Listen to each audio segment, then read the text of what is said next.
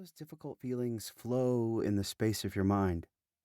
For instance, be curious about what would happen if you were to allow a sense of disappointment, sadness, or hurt to linger.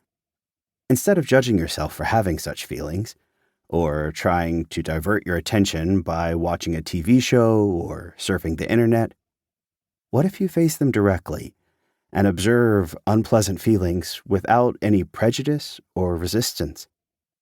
For a long time, the most difficult emotion for me was the fear of abandonment. Whenever someone canceled a dinner appointment at the last minute, leaving me alone for the evening unexpectedly, or if I didn't hear back within 24 hours after sending a text message to a friend, a fear of abandonment was triggered in me. I felt the pain of loneliness and anxiety, as if I had been left out in a field to fend for myself. I frequently thought about worst-case scenarios, including people leaving me without any warning. When triggered, I could also sense a dark existential void, as if it were going to engulf me. I would then seek a way to avoid these uncomfortable feelings while desperately looking for safety and connection. I feel a little vulnerable sharing this because I'm a middle-aged man who also happens to be a Zen teacher. But, like those of many spiritual teachers in the past, my journey also began because of very personal psychological sufferings. Even after sitting on a meditation cushion for many years, it was a mystery to me why I had this fear of abandonment when I had a stable upbringing by loving parents who actually like each other.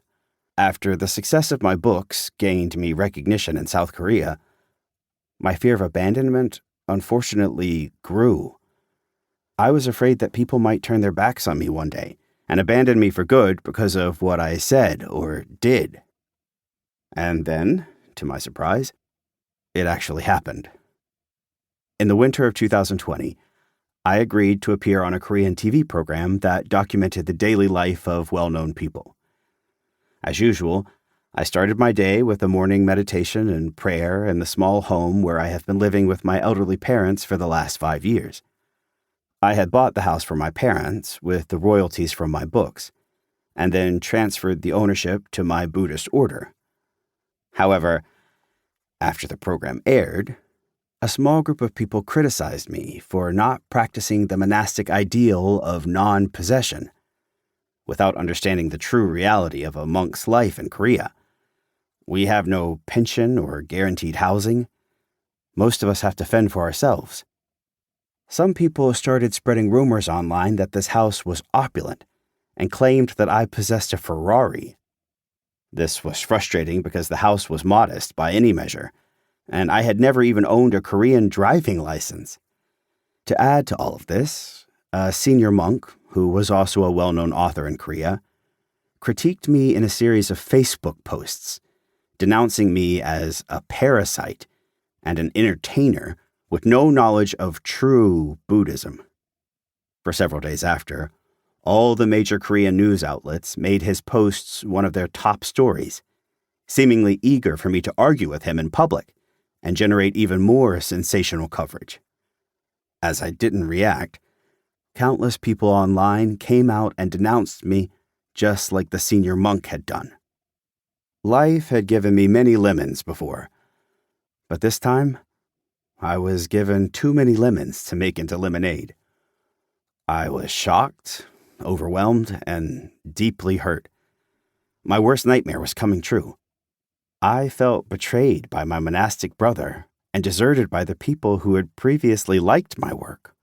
Ironically, I, the founder of the School of Broken Hearts, found myself in urgent need of healing. When I was new to spiritual practices, I had naively imagined the path as one of moral perfection, where practitioners had to eliminate all negative emotions such as anger, hatred, fear, and attachment.